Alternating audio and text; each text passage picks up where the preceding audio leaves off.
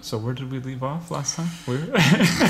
Oh, I was counting on you. It was something like, it was a blur. We either the rantings of a madman. I blacked out. I basically blacked out the whole time. I like woke up after the interview. What happened? I was going to review soccer practice. The content. We were inside that Model 3 for a long time without a lot of extra oxygen coming in. That's right. No, wait, we had the air on. It was Florida. Yeah, we would have died. Incredible air filter. We were talking about the Model S coming to market. I forget if we got through yes. Oh, you mean as far as the chronology of my experience? Yes. If anyone even remotely cares about that, I'd be happy to continue on that path. Yes. We didn't get far because, oh my God, there's so much. There's a lot of pre. There was a lot more pre Model S than I had expected at all, which is totally totally awesome. No, I guess I can understand from your perspective. It's like, oh, I'm just rambling, but it's from my perspective, and I think a lot of viewers' perspective. This is just a really fascinating look back at. I think we really crave this kind of insight into the background of Tesla. So I know you talked a lot about the passion, the mission. Employees sort of having that. Yeah, you had to do it. You had to have it. And I think we just basically got to the launch of the Model S. We didn't really talk about the launch of the Model S, so that's the thing. Okay, so summer of 2012. As far as we got to page 1. It was of summer the story. Of 2012. Yeah. I started out a baby. No, but the first. I guess, so I was splitting my time between Palo Alto, the headquarters, and Fremont. And I think we talked about how Fremont there's like it's 5 million square feet. One sliver of it was being used for Model S production. The rest of it was this the leftover of Toyota and General Motors production facility. It was like this kind of like post-apocalyptic industrial. It was basically the movie set for like Blade Runner or like the Highlander, like the final scenes of all those movies combined. But the potential is there. It was a clean slate, and you can tell that. And we all felt it. We're like, wow, we have room to grow. It's going to be really cool. Like, we made it. We're here. Yeah, we have a building. This is amazing, And so, I think the really fun thing is like building something from nothing. Like the first time I saw Elon, you want to hear that story? Yes, of course. It's classic. It's a classic story. So the delivery team, our original team, there was about a dozen of us, and we came from all over the country. I actually assumed that you interviewed with him because I thought he interviewed everyone early on. I didn't interview with Elon. I interviewed with George. George Blankenship, who was kind of the number 2, at that time. He was customer experience in international retail, and if you don't know George, you mentioned he's awesome. He had this epic background with Apple stores. Correct. Yeah, had I mentioned that before? Yeah, he's basically the father of the Apple Store. So just the key architect behind Apple stores, right? Correct. And then before that, the Gap, and so he's just this kind of the Gap. Yeah, and so he. Is just this just marketing guru mastermind, and very much when reinventing the car buying experience. And this is a little mini tangent, and this might be preaching to the choir, but Elon's like, well, traditionally, the car buying experience ranks as the most mind-numbingly awful retail experience you could possibly have, and if we can make it anything we want, let's not make it that. Let's make it something that people actually enjoy, which is pretty universally.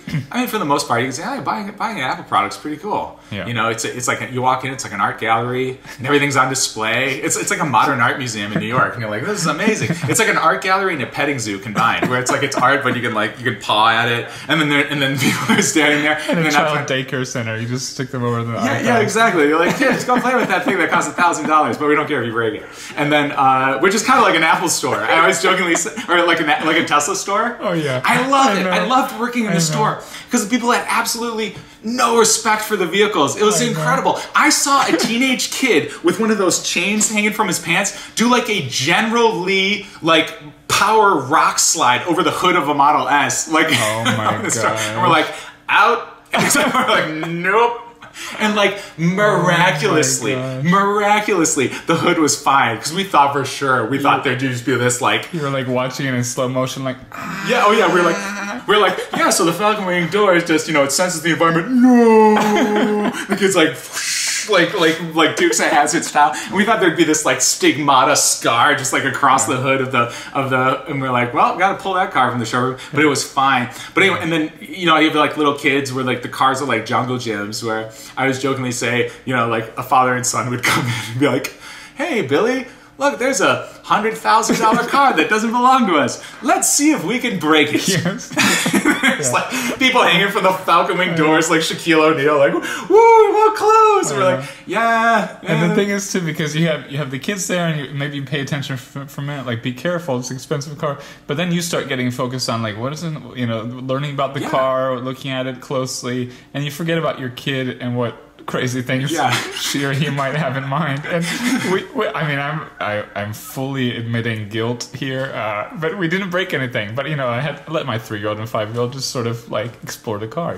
Yeah, but and that's what they wanted. Like I remember we'd be in meetings with Jerome, and there was a big debate internally about putting like scansions around the cars, and in which we kind of did Model 3 right at the beginning in some locations. You're like, oh, you want to see this $130,000 car that's not yours? Here, come on, walk on in. You can check it out. And then that debate did not last long. The higher ups, the idea was full access. We want people. We want it to be the petting zoo. We want people to get in it, on it, over it, under it. We want people to see that it's real and poke it and prod it and really get a sense get a sense of what it is. And remember we had the chassis of the car in the showroom, which with the battery pack, the powertrain, which I'm a huge advocate for. And they took them out of the stores. I'm still and community out there, I'm really advocating for. I think they should take that and bolt it on the wall. Because I think it's so fascinating. I think it really opened people's eyes when they could see the simplicity of it. I get why they need the showroom. You can also explain to adults the kind of benefits of the low center of gravity, the crumple zones, the balance, that it provides. So it is a nice, tool for show and tell and explaining the benefits of an EV. Yeah, huge. The light bulbs would go off big time. When you're talking about like people would be like, well, are these things safe? The people like, because you get the level 1 questions. How do you charge it? How far does it go? How much does it cost? Is it safe? How fast is it? Can you charge it in the rain? Yeah, exactly. Oh, great. Oh, man. Like, I'm the Energizer Bunny. You wind me up. But when I was doing sales out at Tampa, the Tampa Service Center, I would love to have people cross shop. So they're like, oh, I'm cross shopping the A7, the 5 Series, the Jaguar XF. I'm like, great.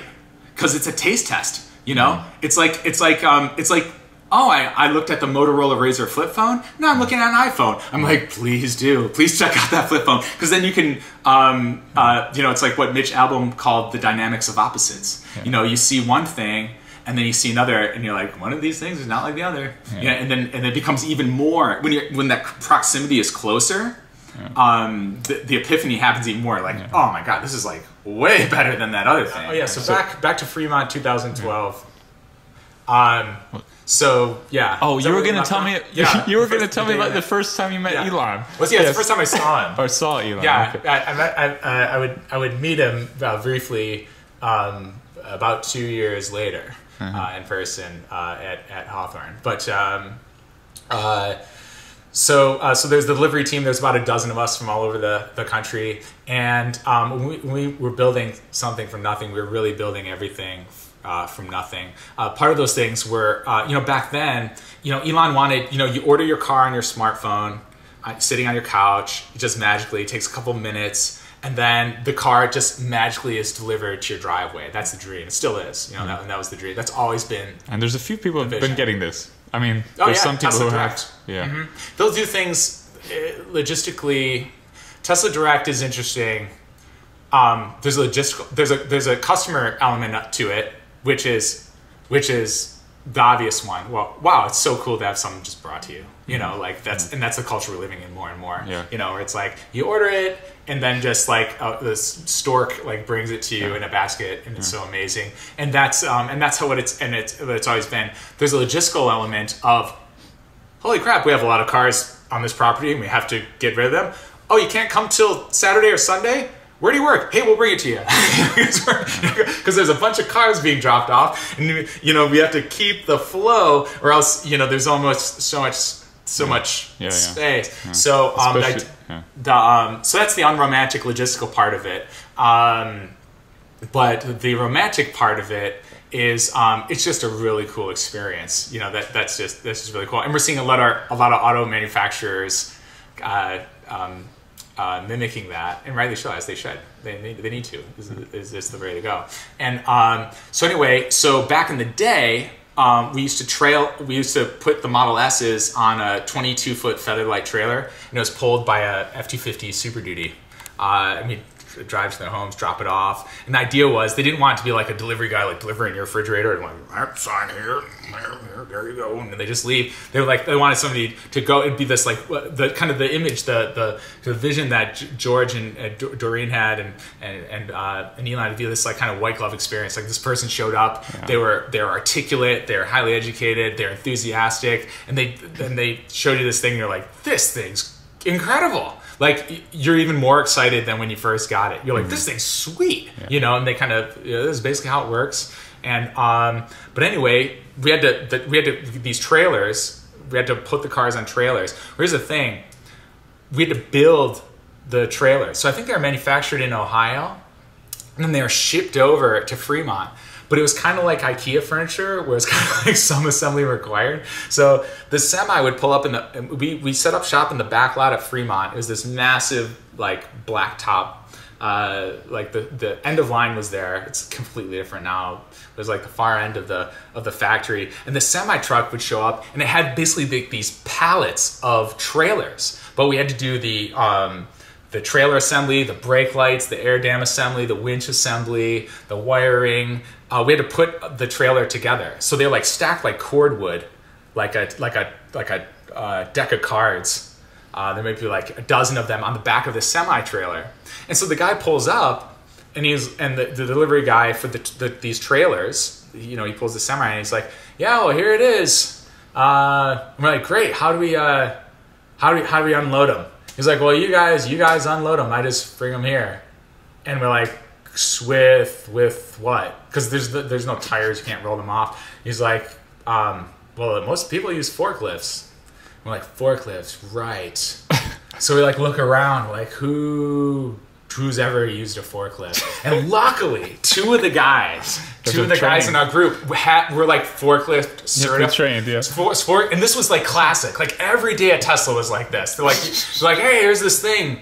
And we're like, okay. And so like two of the guys were forklift trained. And we're like, and what we came up with was it was 22 feet long. Each trailer was 22 feet long, way too long for one forklift. You couldn't go in the middle and kind of try to balance it out. So the thing we came up with, and we all huddled, and we agreed that this was the least insane idea, was that in synchronization, the two forklifts in tandem would go perpendicular to the side of the trailer of where these trailers were stacked. They would, in unison, raise up the forks, put it under, then perfectly timed would lift, because you don't want to do one little more, because you don't want to teeter it and drop this big thing. Then in unison, like those Olympic, like dance swimmers, they'd drive it back and then lower it in unison. And luckily you had two trained forklift drivers. It worked out. And we're like, and it's like, how trained are you? Like, was this a thing where you show up and they take your pulse and now you're a forklift driver? Like, are you like a ninja? So exactly. Like, and then so it's like, do that, and it's like, okay, and then times that by 12. We're going to be doing that a dozen times, and don't drop one, please. Yeah. Well, I worked in like Whole Foods for a long time in college, grad school, and a lot of people can get trained to drive forklifts, and then they can drive them sort of like almost as they wish. Like, it's not really... It's kind of like driver's license. Like, should that person be driving? The people I know who drove forklifts, I would never want them to touch the Tesla. Exactly. They'd be like, let's see what we can do with this thing. Yeah, exactly. It's not an SAT, it's not, exactly. It's not, you actually did it that way. So, that was the plan. So that was, in theory, we're like, wow, this would work. So phase 2 is like, okay, where are forklifts? Oh, okay. We're like, well, this is a big factory. There has to be forklifts somewhere. So we were like, so we make, there's like these landlines, like you just like, there's be this wall. And we, after a couple phone calls, like, oh yeah, the loading dock. Because the funny thing about Fremont, and they've used this analogy a lot, where it's like aluminum, like these aluminum rolls roll in one side. And then like magic happens, and then like cars roll out the other end. Yeah. You know, it was like that South Park analogy. You know, step 1, parts come in. Step 2, step 3, cars come in. It's like something happens in step 2. But so we're like, oh, probably by the loading dock. Like, hey, that's forklifts jams. You know, the loading dock. That's where they be. That's where they chill out. So they're like, okay, so we need to bogart some forklifts from the receiving end of the factory. And so me and Kieran, really cool guy. And what was your role at this point? I was technically everyone was a delivery experience specialist. That was the role. Okay. It's funny. It's just funny that you were a delivery experience specialist and you were in this store, in this position, trying to find out how to get cars off. Oh yeah. I mean, it's kind of like it's kind of be like an Uber driver and be like, but you have to build your car first. You know, build your car before you can start a business. Because that was the thing. That was the tool, but we had to build it first. And so, you know, in Fremont, it's so huge. It's like over 5 million square feet. And so they have these like communal bicycles, you know, and you just grab a bike and then you ride to your next station, you drop it off, and then they have these like little bike highways going through the factory. I'm sure you've seen, super cool. And back then, so much of the factory was just deserted. It was kind of surreal. You'd just be like going through these like silent sections. It was very like serene. Biking is sort of meditative too. So you're like sitting there, you know, biking through and thinking through your plan, and you're like, is this insane? Are we brilliant? Or you're just like, let's do it. Endorphins start kicking in. I am a cockeyed optimist, and so when I was driving through those like empty cavities of the factory, and they're like the size of like gymnasium. I mean, just massive areas that were just like darkened out. And then there might be like a lamp, like lighting everywhere, like the little bike. And then every once in a while, another employee, you might go the entire distance and not see anybody. Now I'm sure it's like fist and elbows, like, I gotta go where I'm going. You know, there's like thousands of people there. But back then it was just you, and it's just like, this kind of like industrial desert, you know. Someone appears out of the shadows from the other side on a bike. Yeah, it was literally like 2 shifts in the night. You're probably like, you know, hello, human. It totally was. It was like ragtime, you know. It's like 2 ships passing, you know, so Kieran and I grabbed some bikes and we're like, sweet, let's shoot across the factory and see if we could bogart some freaking forklifts. And so we were driving through the factory, and what's really cool about Fremont is the engineers. A lot of the engineers sit right on the floor at the factory. My buddy Matt, who is in the Pano glass roof, I've known since high school, and cosmically he became an engineer at Tesla. He's like, they just sit right on the floor, you know, because they want the engineers are iterating on a weekly basis, which is really nuts. So we were driving through the factory, and then we were driving through the body and white section, and you know, kind of driving our bikes next to each other. And then there's these folding tables, and that's where the engineers, they just drop their laptops, fold them open, and that was their little mobile office. And sure enough, there was Elon at his computer, and Kieran's like, dude! And it was the first time we'd ever seen Elon in person. And of course, you know, it's cool, you know, hey, Elon, that's the reason why you joined, you know, is this guy, he kind of the personification of that. And so there's a novelty there. And he's like, dude, that's Elon. And I was like, oh, no way. And he was just like, you know, black polo, laptop, just black and white. And she's like, you know, in the background. And then Kieran was like, can we double back like one more time? Kind of creep on him. I was like, would he notice if we go by him again? yeah, exactly. There's so much like stuff going on. Like, oh no, it'd be kind of weird if he like got onto us and be like, what are those guys doing? Why are those guys? It's kind of creepy, you know. But I think they need to be fired. Exactly. It's like, come on, not even working. They're just biking back and forth. There's no time for creeping on me, guys. Like, what the hell? So we're like, it's 1 minute, and it's you gotta have the fringe benefit. Yeah. And it's like, yeah, cool. That's the boss. That's the boss man. He's the guy that we're showing up for. Ultimately, but he's the personification of it. He launched this thing. It's we all have that kind of. There's a lot of people behind it, but correct. It's so much was on his shoulders, and so much obviously like he made the hard decisions at the end of the day on several matters that got it there. Yeah. Correct. Like he's the dude. Ultimately, he's the dude. He's the dude. The dude. He's the dude, man. The dude. The dude. The dude, man. So the guy. Yeah. It's the guy. He's the guy. He's the man at the plan. That's what it is. It's the guy. It's the guy. And so we cycle back around, and then we got the forklifts. We unloaded all of them. And basically from 9 in the morning to 9 at night, for the next couple days, we're in the back lot of Fremont. There's just like hundreds of square yards of space to deal with. And we basically set up stations, and like 3 guys. We'd have like 4 trailers and 3 guys per trailer, kind of pit crew style. We'd kind of build them. It was like a big piece of IKEA furniture, basically. Wow. And then we would work, and then when the sun would go down, we were using our cell phones as flashlights. We were tightening the last bolts, and checking them with our phones. Like, does that look good? We're like, yeah, it looks good. Who's ever built a trailer before? So, and then the next day, we had to take these trucks and trailers to. We're going to Costa Mesa Service Center. Some cars had to go out to delivery. So what we did is we loaded up a couple cars onto the trailer the next morning, and then it was 14-hour round trip. So 7 hours there, 7 hours back, and we're like, cool. So let's strap on a car onto a trailer. Who's ever done that? Okay, like all right. And they're like, okay, we need straps. Like straps, cool. How many cars do we have? Okay, we have like 4 cars. How many straps do we have? They're like, and then like one of the guys like, we have these. It's like, okay, I think that's enough for like half a car.